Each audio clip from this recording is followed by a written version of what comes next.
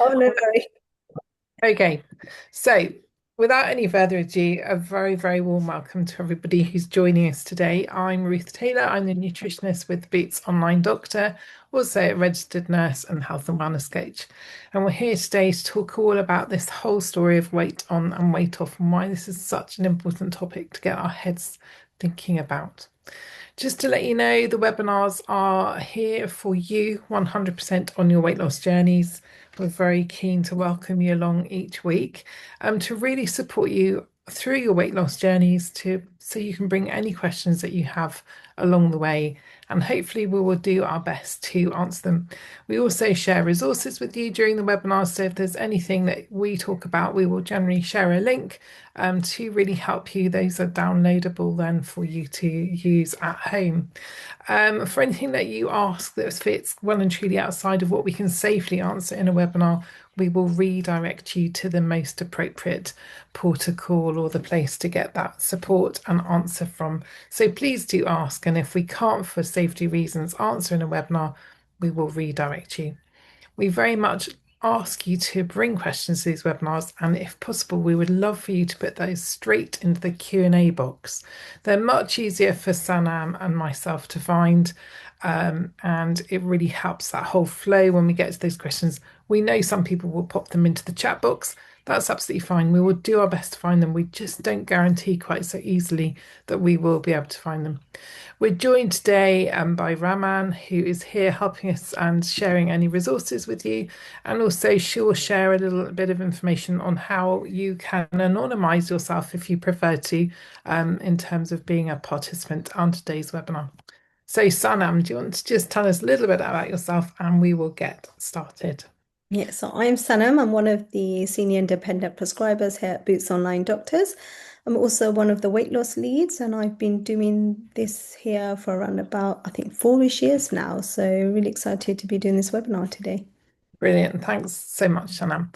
So let's get started. And we have already introduced ourselves, so we'll move on.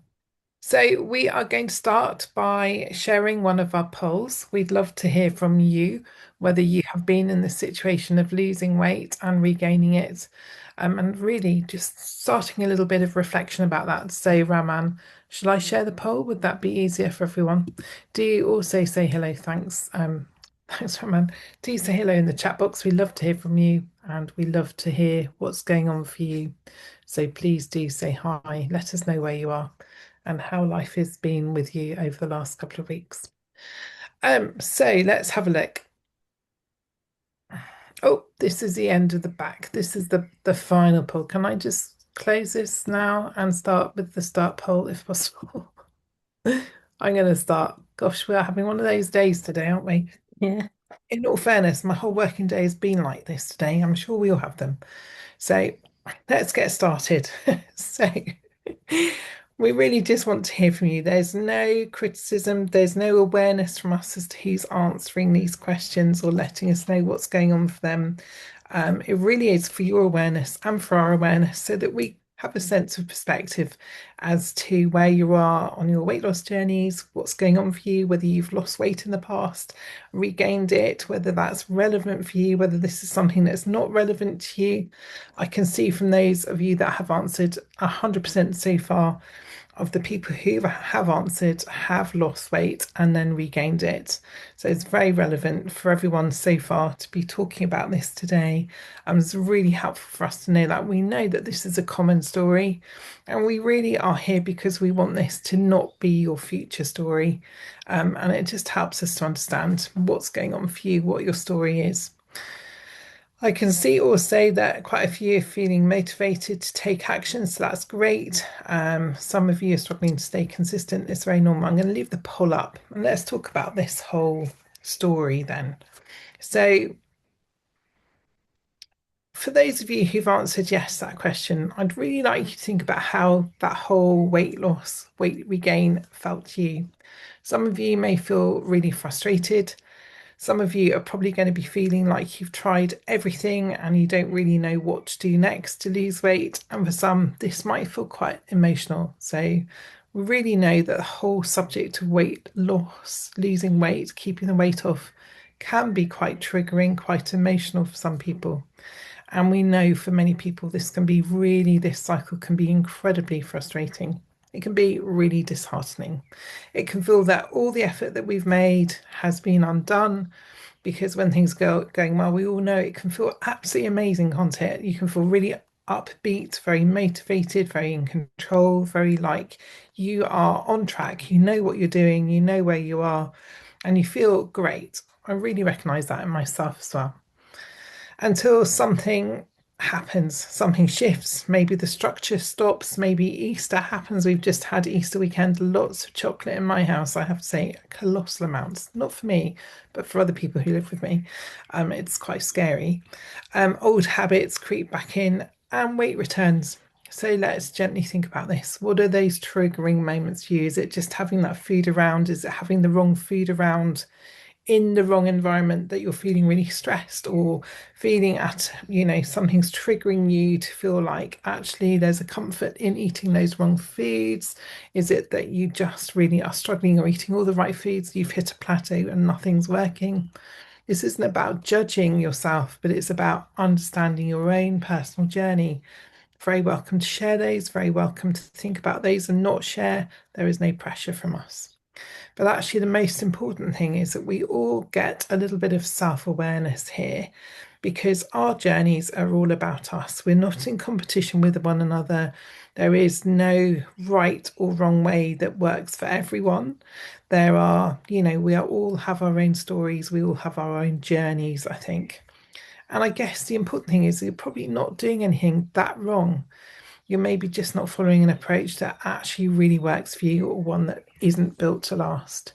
So I can see 100% of you who've answered this poll, 100% of those people who've answered the weight gain question have all regained after losing weight. Really, really know how common this is. We know from the research, don't we, Sanam, that Mm. actually this is a really very normal story. And we know that actually the journey can be really hard to keep it off.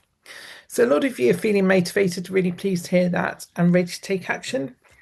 Quite a few of you are feeling a little bit demotivated, struggling to be consistent. Quite a lot of you, around 45% of you, are feeling a bit stuck and in a plateau. And welcome to those of you that have just started. And there are just a few of you that have just started today. So thank you for sharing that. There may be some of you with us who are in that maintenance phase, so we'd love to hear from you as well and hear anything that's helped you get over these difficulties and keep you where you want to be. We'd love to hear from you. It's really important that we share these stories, give hope to other people. So, Sanam, let's talk a little bit more about this. Yeah, so we're going to sort of yo-yo dieting, which I know a lot of you said that you've sort of gained weight and lost weight, and that can happen, like Ruth was saying, in the weight loss journey, and that can also then play a part in sort of yo-yo dieting. So what does this pattern actually look like? So people, it's like being on something and off it again, and then the mindset of being on a diet and then off a diet. And normally this is a temporary phase, so it's just followed by a return back to old habits. So that could quite happen. Like I said, initially a lot of people might feel a lot more motivated, and then as the journey goes on, you might encounter difficulties. And like I said, like Easter, then you may drop off in your sort of eating habits that you'd already established, and that sort of temporary phase. And then you go back to old habits, and then it's really hard sometimes to get back on track. But then sometimes you do, and then again you're back on sort of like the right eating plan, and then you may fall off again. And so that's what we mean by sort of yo-yo dieting. And then when you return to old habits, that's where it becomes really challenging. Because restrictive approaches that often lead to this type of rebound eating. So when we're really thinking about what eating plans we're doing and what type of activities we're taking, don't be overly restrictive, especially when it comes to what foods you're eating. It's really more about what you eat rather than sort of being so restrictive that you end up not being able to maintain it and not being a sort of like a long-term plan for you.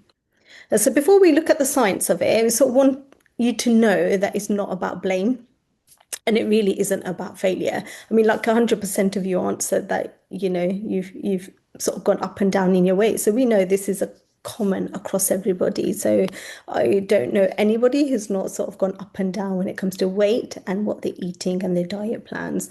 So it's not about failure. And in fact, research actually shows that most people who take this approach will regain the weight over time. And it's not because they failed, it's because the approach itself isn't sustainable. So a lot of you that might sound discouraging, but actually it's really important because it tells us that the problem isn't you, it's more the approach. And it's really important to hear for yourselves that why sustainable weight loss is difficult. And even if you regained weight, losing it still had health benefits. So although you may have regained the weight, but actually when you lost it, there was health benefits. There are metabolic health benefits for you. So don't worry, if you lost it, you regained it, at least you lost it. So that's one step. So that effort is never wasted. So we want you to sort of help step outside of that cycle. So let's sort of take a moment to understand. So let's go. Yeah, so let's take a moment to understand what's happening in your body. So when you lose weight, your body needs less energy. So at that stage, your appetite can increase, and that's your body trying to protect you. So what your body thinks is that you need to be at this higher weight, so whatever weight you started off at. So your body tries to protect you and tries to get you back to that weight again. It thinks that you need to return to where it was because that's a safe place and that's the weight you should be. So your body works to get you back to that weight, and that involves making, hunger increasing and your metabolism can slow down. And if your weight loss has been rapid or restrictive, this effect can be even stronger. So you might get a stronger sort of hunger feeling in those phases. You can lose a lot of muscle mass when you're going through the weight loss journey, and that makes it harder to maintain the weight that you've lost as well. So just so you know, it's not a lack of willpower, it's more biology. So when you lose weight, your body releases loads of hormones to try and make you gain that weight again. And that will be like sort of hunger hormones and all sort of things that are happening behind the scenes that you don't see. So it's quite easy for you to lose that sort of motivation when you're sort of gaining that weight and your weight keeps on going up and down. But it's just really important to understand there's a lot of things going on in the background in your body which you can't see and actually are working against you to try and lose that weight. So it's trying to balance that with actually making those sustainable changes. Yeah, so I think Ruth has got sort of a bit more information about sort of like the set point theory, which folds into that quite nicely. Yeah, definitely. I was going to say this sort of like the whole set point theory seems to be in the research what everybody is thinking is probably happening for many, many people who regain weight after weight loss. I think it's really important to say as well that the speed of weight loss is a really important factor to consider. And all of the research is suggesting that the faster we lose weight, the more easy it is for us to regain it. So one of the things we're very keen on as a team is for you to be thinking about that speed and actually slowing down the speed that you lose weight, even though you maybe feel really excited that the scales are shifting very quickly. We know in the long run that may not give you the long-term results that you're looking for.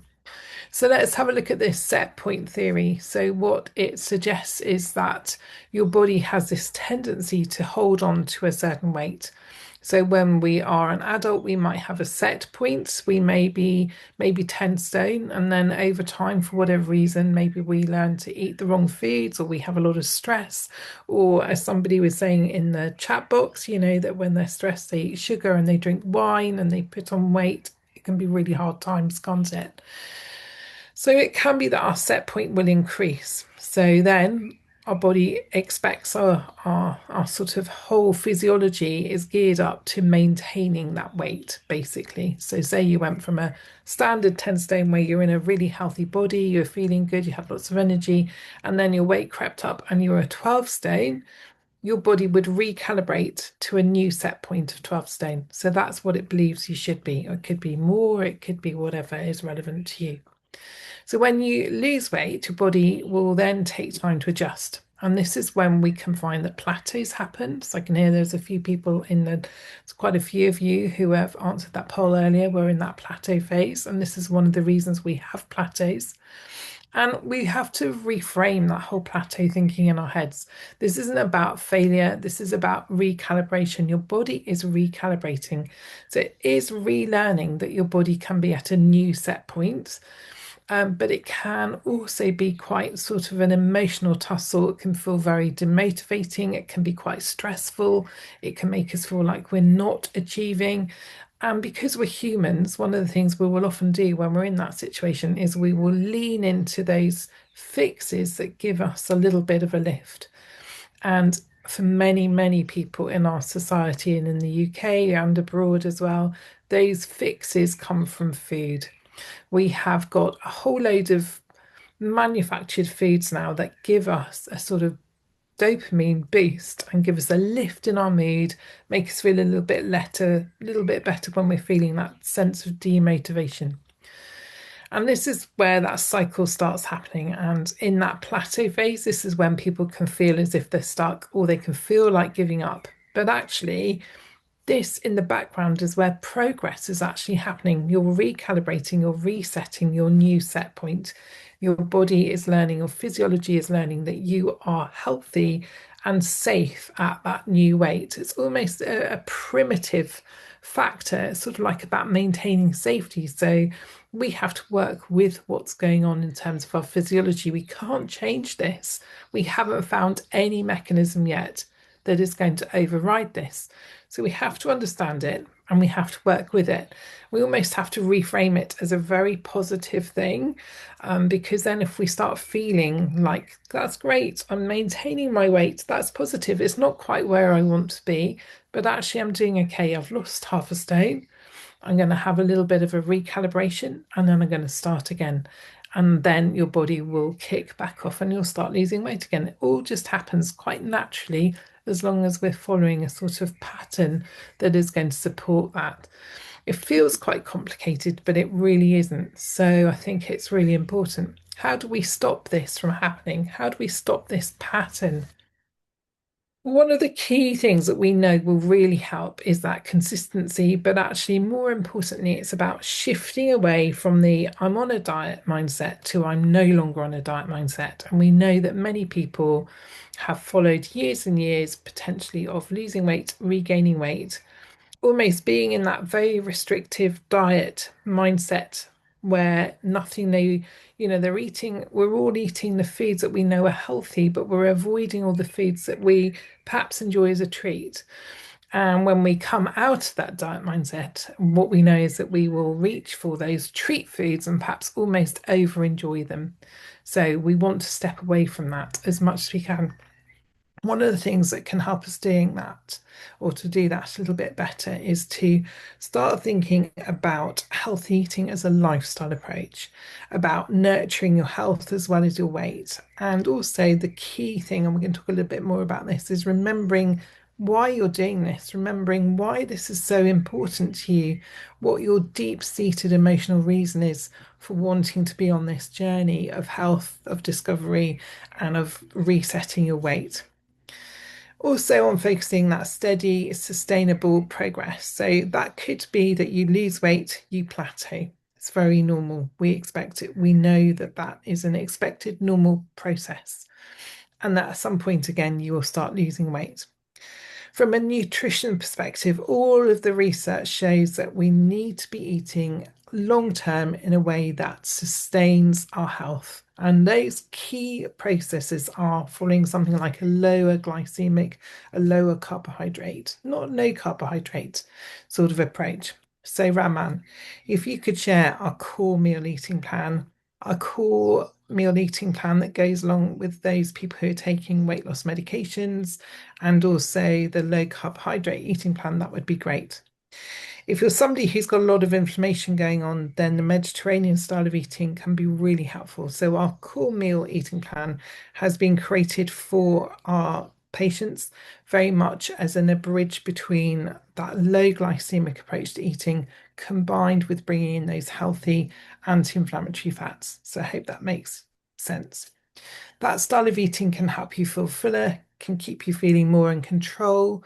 And so rather than having to start again or being really strict, this will mean that you learn to eat in a way that can be consistent, not just for weight loss, but for once you've hit your goal, for once you're where you want to be, or through a plateau. You just continue that consistency. There's no need for really overly restricting, being starving hungry. It's just not the answer. I hope that makes sense. I feel like I've been talking for ages. I just wanted to also think about this aspect here, the whole story here. The stories we tell ourselves. There's some comments in the chat box about, I always do this, I'm an all or nothing person. Yeah, if we tell ourselves that, that is absolutely who we're going to be. Don't mean it in any harsh way, but it's amazing how when we reinforce, like I used to be an absolute chocoholic, and when I was a nurse working on the wards, there was chocolate everywhere. It was easy to lean on chocolate and for it to become my dopamine boost when I'd had a really stressful day. And you can almost keep reinforcing that by telling yourself you're a chocoholic. We need to let go of that language as much as we can because it's almost undoing the progress that we're making physically. Because if we believe that's who we are, we're always going to show up. When the chocolate turns up, we're going to be there. So we need to rewrite the rule book.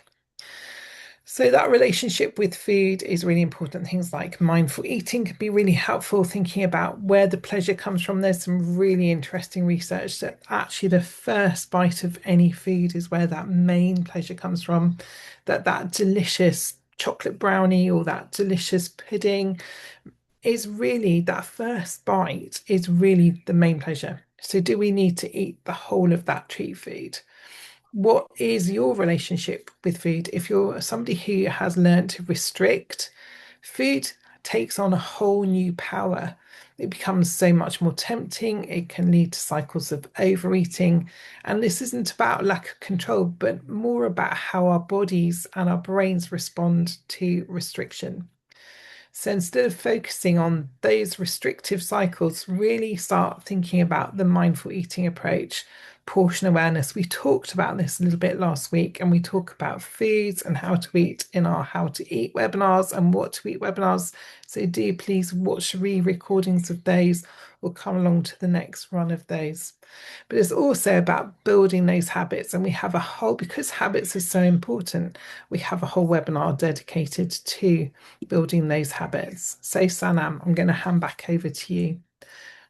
Yes, it's really important to remember that, if we've discussed a few bits of that already with Ruth, but if weight loss is not just physical, or your weight is not just physical, it's connected to your emotions as well. So that's your habits, your self-belief, and this is where self-care becomes really essential.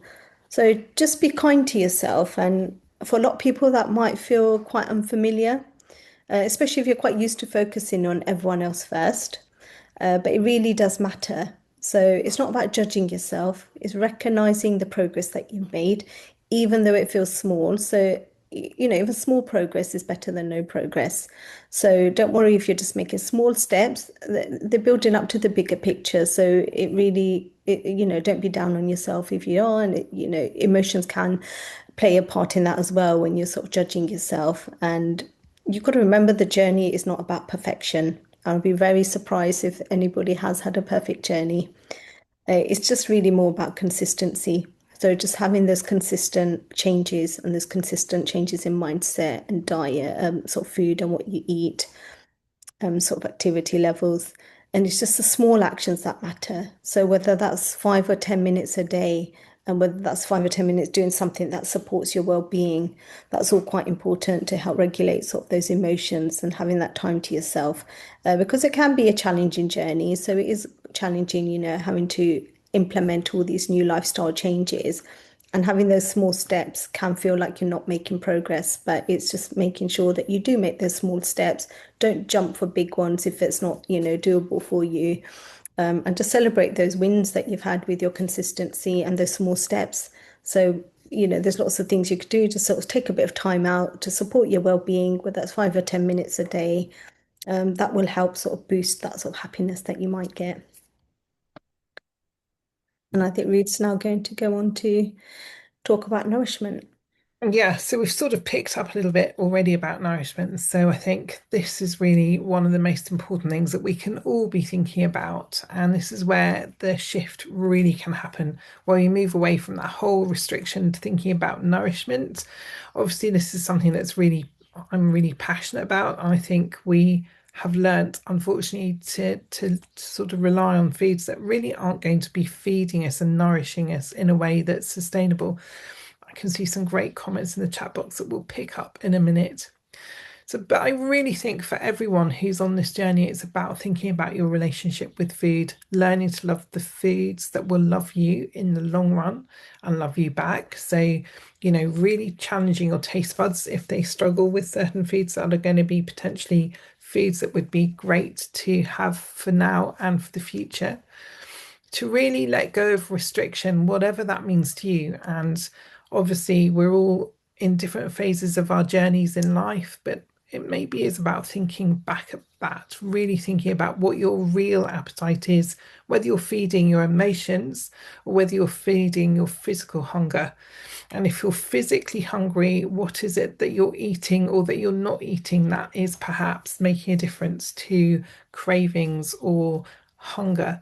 So, one of the things that we could share with you is our food, mood, and symptom diary. This is a really helpful tool. So, Raman, if you could share that, that would be great. It's something that you can use at home to almost start tracking if you eat certain foods in the evening or first thing in the morning. Does that make a difference to how you feel all day? Are you nailing that protein, for example, with your breakfast? Is that something that really makes a difference for you? And also start thinking about movement and whether there's something you can introduce very gently, if that's something that you're not currently managing, to really help to support your muscle strength, because that's really another important aspect of this whole journey. We can't emphasize enough. We know how difficult this is, 100%. We've been in this journey ourselves, and we really know that these are important factors that take a time to change and to build. So we're going to share with you our final poll, which unfortunately we started sharing with you earlier. We'll now share with it again. So let's have a look at that. Let's see if we can reshare. Perfect. So we're resharing the poll. Hopefully you can see that. Is that quite good? What have we got to? There you go. You should be able to see that now. So do let us know what you're thinking you're going to do differently this week, or if there's anything that is going to be relevant to you, or if there's nothing on the poll that's relevant, but you've come with a conclusion of what you might do differently, please share it in the chat box. It really is about supporting one another through this as well. We are creatures who like support, and actually accountability from and with others is really important as well. This isn't something you have to do alone. We know that support can make a big difference, and that's why we're here every week. Or, you may have friends, you may have groups of people, family who can support you on your journey. Don't be scared to tell them and to reach out for that help. If you're really struggling in that plateau phase, or if you're really struggling to get started, just take small steps. This isn't about perfection. This is about just each day doing the one thing that you can do, that you can actually manage to do. It's not about starting a diet. It isn't about just being perfect. It's about consistency. And actually, I think the key thing here is consistency is the thing that will actually get you through. So let's have a look at what you're saying in the poll. So a few people are going to redefine their why. Okay, so actually knowing the reason you're here and on this journey, and that sort of deep-seated emotional connection of why this is important to you can be really helpful to keep your focus and on track. And actually that may change. So it is really worth revisiting and just seeing what's relevant for you now for the next few months. A few of you are going to set one achievable goal this week, so that's great to hear. Somebody's going to be focusing on, a few people are going to be focusing on building one healthy habit, so that's about 20% of you. 33% of people here today, this is really interesting, going to be kind and patient with themselves, really important. And I think my last point here is about getting back on track, even if you mess up. Yeah, absolutely. I think for me, that's my biggest learning is actually we don't have to be perfect. We are probably all of us going to mess up at some point. It's not about that. It's about what we do when that happens, isn't it? It's about the getting back on track. So this is really difficult. That yo-yo, weight on, weight off, stopping that is, we know, really hard. We're going to stop sharing the slides. We're going to come to your questions. And before we get totally stuck into questions, we're just going to do our final poll, which is to find out which phase of weight loss everybody is in. So let's have a look of that. Thank you, everyone. So great. Great, that should be going now. So it'd just be really interesting to hear from you where you are in your weight loss journeys. There's no right or wrong here. Again, it's just about you. It's about us understanding who we're talking to and where you are in terms of your weight loss journeys. So let's have a look at these questions.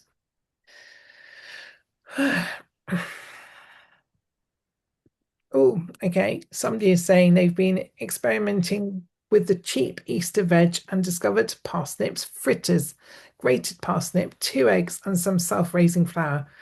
Are parsnips a healthy option as they are a root veg? Dana, any thoughts around that? Yeah, I mean, any veg I think would help increase that fiber content in your diet. So they are fine. The only thing I'd just watch it. Probably might be better to either bake them or whether, depending on how you make them in the end, I suppose, whether you're frying them or not. Yeah. But generally, yeah, I mean, they're fine. You've got, self-raising flour. If you can do wholemeal flour, that would be great. But I know that's not always compatible, but you're heading in the right direction, I would say. Don't know what you think, Ruth. Or... I mean, and also you've learnt a new recipe, so you could adapt that with different vegetables. So you could try some courgette fritters using exactly the same technique. Don't be scared to add in some herbs. Parsnips are one of my absolute favorites. I love them.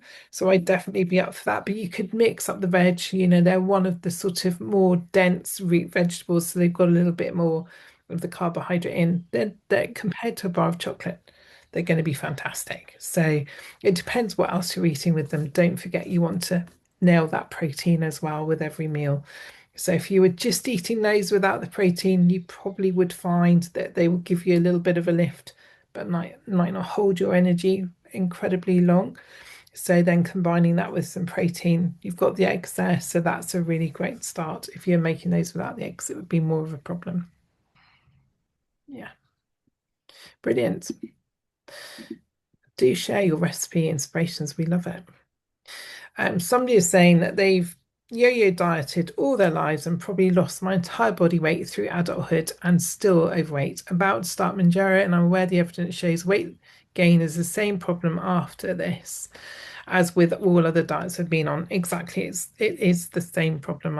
I would say. I tend to ensure a muscle mass is maintained, hopefully improved through the treatment, but I'm really scared about regaining after finishing this journey, as I've gained more and found it even harder to lose.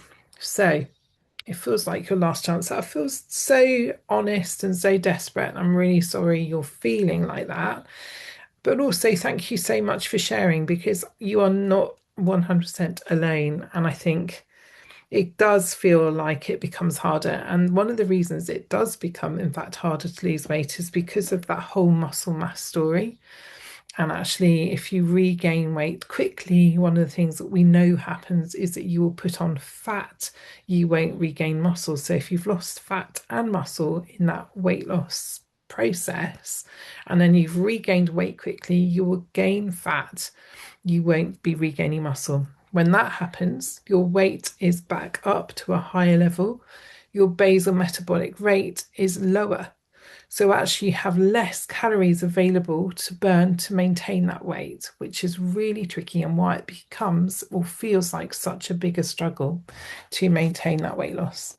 So this is why the whole muscle and the body composition is really important. So this is one of the things also we know about fast weight loss. If you are starting a weight loss medication, we'd really recommend you stay on the lowest dose possible, that you use it alongside making all of the behavior change habits habits, the eating well, the following the core meal plan, following the core GLP-1 eating plan, would be really a great thing to do so that you're learning those new habits. And I guess the reality is there may be some foods for each and every one of us that we need to almost just put in that only on rare occasion pile. For me, there are a few foods that fit in that bill, honestly and truly. And if I ate them all the time or every day, I would never lose weight. I would never maintain it. So I think we have to just be honest with ourselves, don't we? Please don't feel like it's your last chance. There are so many opportunities to do this and to get it right. It's really demoralizing, we know, to regain that weight and that sense of failure and beating ourselves up. We have to do something with that. That mindset we need to now let go of as well. Sanam, anything you would like to add? I mean, I know you've added obviously with the Manjaro that you think it's sort of like a last hope, but to think of it as something that's going to sort of help you establish those long-term sort of healthy habits. So Manjaro will itself will, take the edge off those cravings that you'd have, and it will help kickstart you. But that's the opportunity during that period that you're going to have where you have a stronger chance of making those sustainable lifestyle changes.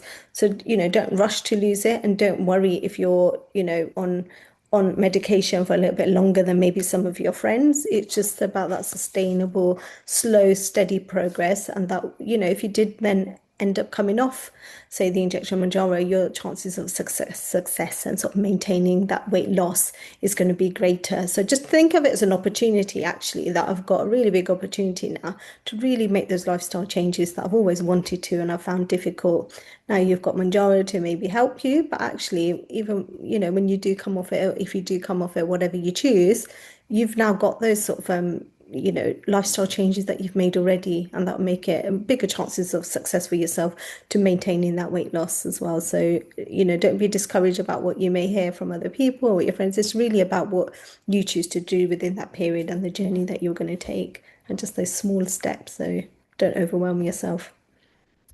Yeah, just and be kind. Be kind. We all need to learn that kindness message to ourselves and others in this journey, don't we? Yeah. I think it's so important. Somebody is saying I'm brilliant, brilliant, and I really like this comment. So thank you for this question in the chat box. You've been on a weight loss medication and reduced your weight gradually, music to our ears. And you're gradually now reducing the dose of the weight loss medication so that you are in that plateauing and maintenance phase. So well done. You've managed to maintain your weight for 12 months. So that's really great news. So well done for doing that. All of the research that I've read, and I'm sure it's true for you as well, Sanam, is this is 100% the way to do this, is to maintain. If you are on a weight loss medication, you can obviously lose weight without taking a weight loss medication. We know that is also true. If you choose to take a weight loss medication, it is really perfect to reduce that dose down slowly and to do that sort of maintenance. And from what I read in terms of all of the research around this, obviously these medications are quite new, but the research is very much suggesting that for those people who are able to do that, it can help with the longevity of maintaining your weight long term. And eventually you should be able to manage to maintain, because what you're doing is you're building up down or reducing down, is you should be increasing the food you're eating, getting more active, building that strong body, keeping that muscle strength, increasing your basal metabolic rate so you've got more calories to play with. We don't want you on a restricted food eating diet when you reach the end of this journey. We want you to be enjoying food. We want you to be having treats mindfully, occasionally, not all the time. So this is really important. So I hope you're managing to do all that as well. If you're not, then try and bring those treats into, give yourself the wriggle room. It's okay to have treats. It's really important to enjoy them and to do that with friends, isn't it, or with family. Sanam, anything else? No, I think it might sound like when you say, long time, like 12 months, but actually that is exactly the way you should be doing it. It's just, it will be gradual, Yes. and the plateau will happen. And that might be it's hard to tell when there's not a defined sort of plateau amount of months that you're going to be experiencing. That will vary between individuals. And as your body resets weight, it's really hard to say, is that now going to be your new weight?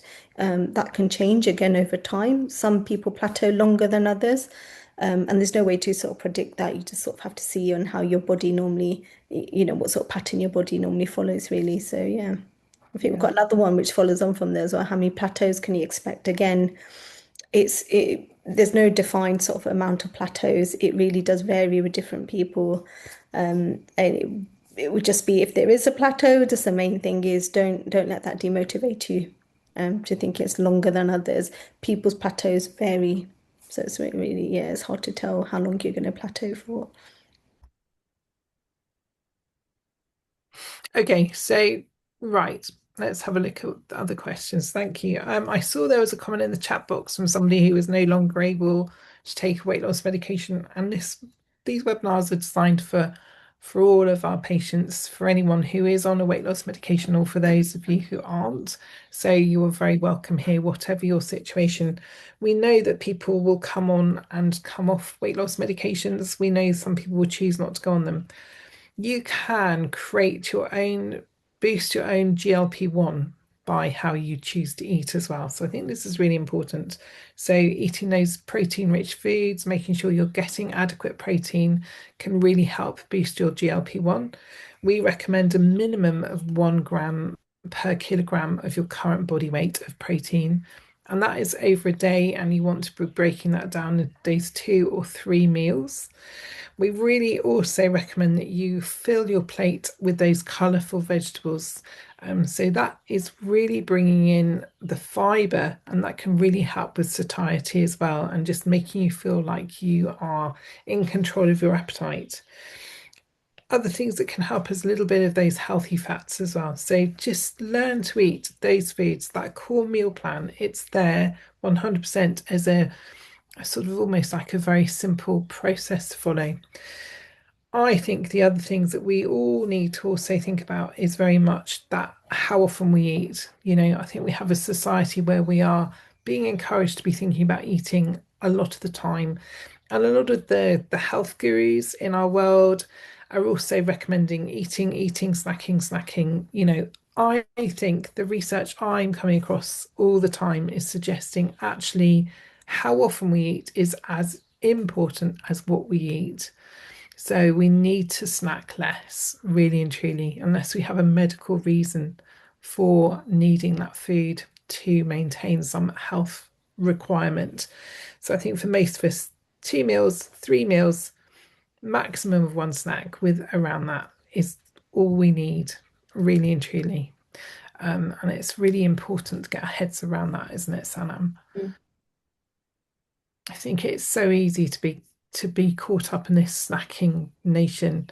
And don't forget some of the drinks that we drink count as a snack, really. So if you're having like a nice coffee with some flavour in, then I think it really can help add to the problem. So help in a less helpful way. Okay, really nice comment here. Thanks, brilliant answer to my yo-yo question. I'll treat it as an opportunity to support habit change for good. Go slowly and get that strength work going, but also be kind to myself. Thank you for that. I think it's really brilliant. How do you choose a target weight? That's a great question. Sanam, there's a table, isn't there, in which, like a guide of healthy weight. So it's being within that healthy BMI generally, but the range can be quite extensive. So the lowest range to the highest range, if you're depending on where you are. I think a first point for anyone on a weight loss journey is almost to maybe think about a 10% weight loss goal as a first goal. But what would you say, Sanam?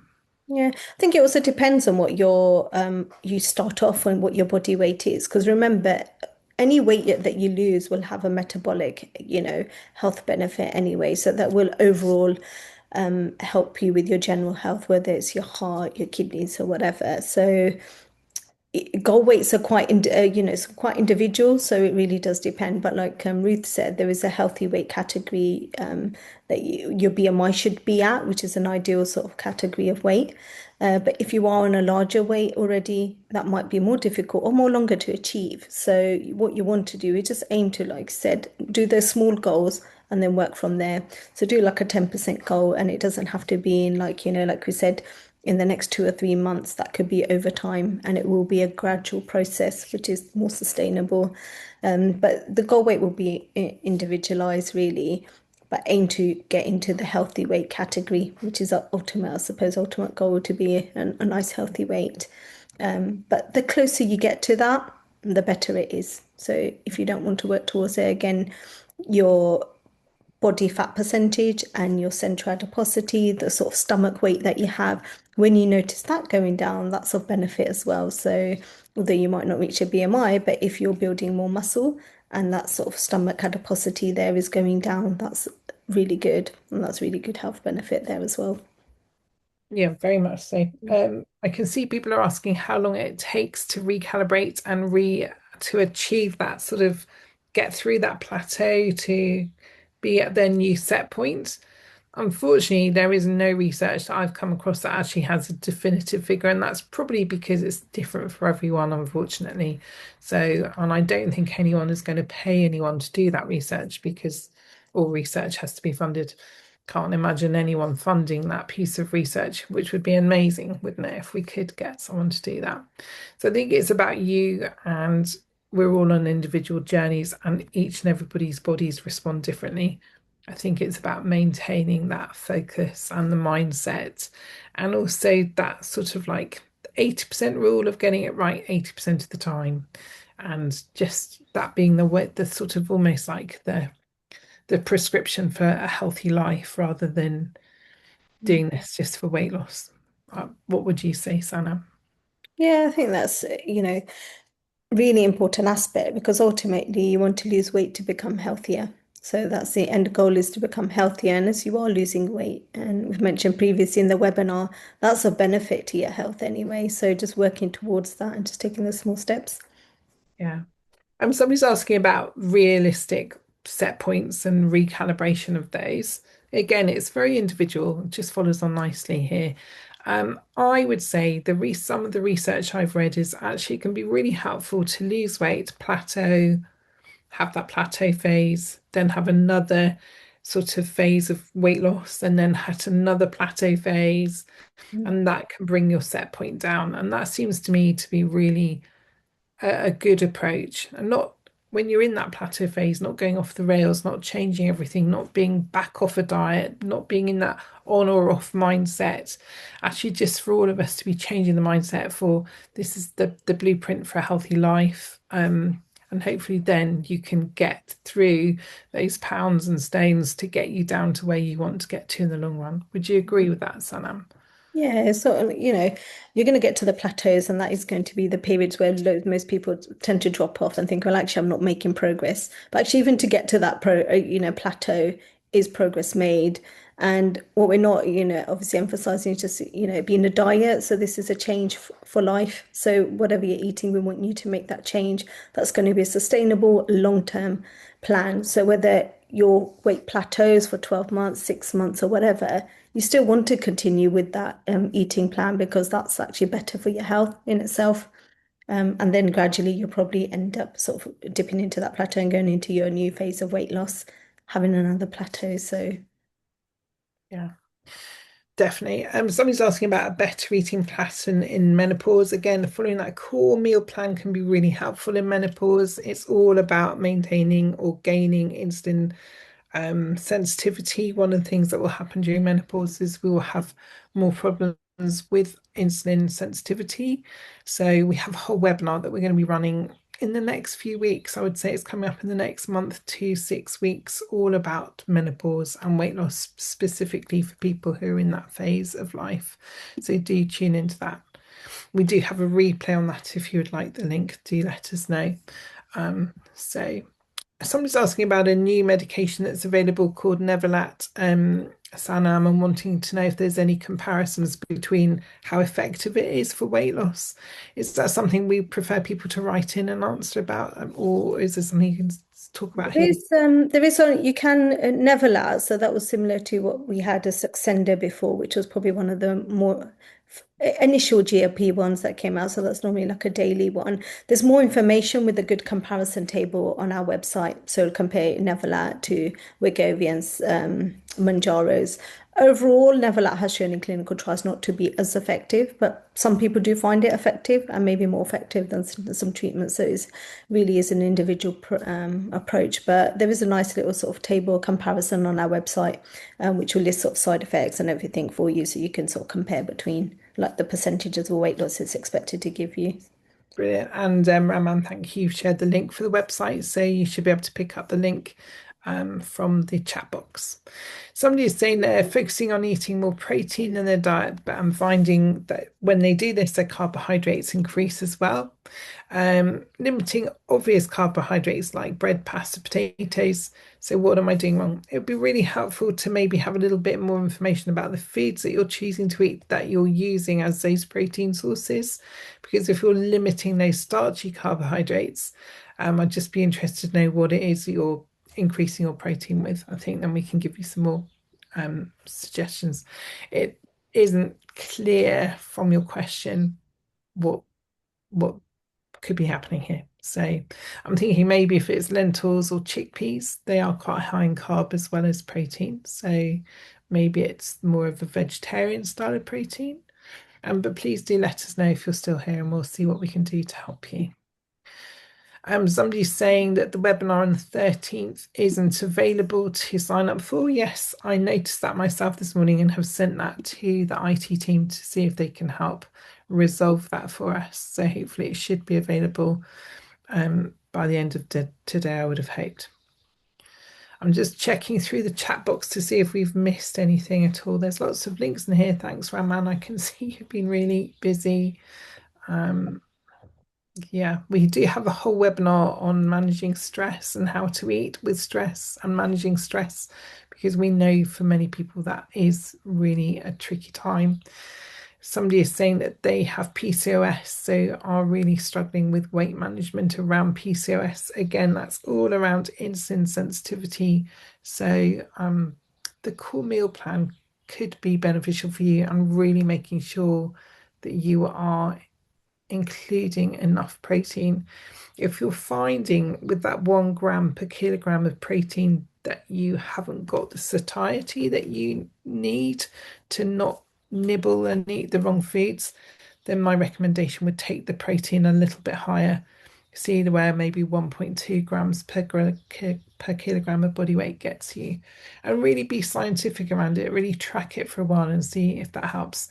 And also, I think it's really important for us to be including different sources of protein, so maybe mix them up. We do have a how much protein is in food document, so we could quickly share that before the end of the webinar as well. That would be great. Somebody's asking for the GLP food plan. We've shared that, so thank you. How slow is slow when maintaining coming off weight loss medication? I think we've probably answered that, would you say? How slow would you say, Sanam? Maintaining weight, sorry, I Yeah, didn't see that question. it's in the Yeah. chat box. So that again will depend on sort of what changes you've made regards to lifestyle. So that can be, it does vary between individuals. So that's quite is quite different. Like somebody's mentioned PCOS. It depends on what sort of other things you have going on in your body and stuff as well. So yeah, I don't think there's a set, not that I know of, Ruth. I don't know if you. No, I don't think that. I think because it's a little bit more individual when we get to that stage as well. Well, I think it's individual through the whole journey, really, isn't it? Yeah. We are very individual. Um, Yeah, the recalibration. I think we've come to the end of your questions. So thank you so much to everyone who joined us today and for being here. I'll just check again. Would you recommend protein supplements such as powders? Yes, sorry, I did see that question and forgot to answer it. And somebody's saying they're eating mainly turkey with salad vegetables or Mediterranean vegetables. That sounds like you're doing really well in terms of boosting your protein. I wouldn't worry too much. I would be thinking about have a look at the core meal plan. Think about those vegetables being the colourful vegetables. If you're adding those in, yes, there will be carbohydrate, but it's not the type of carbohydrate that's going to have such a big impact on your blood sugar. And will so I would just be confident that you're eating great foods. So well done to you. Can't go wrong with a bit of Mediterranean or salad vegetables, I don't think. The protein powders, really interesting. Lots of protein powders available on the market.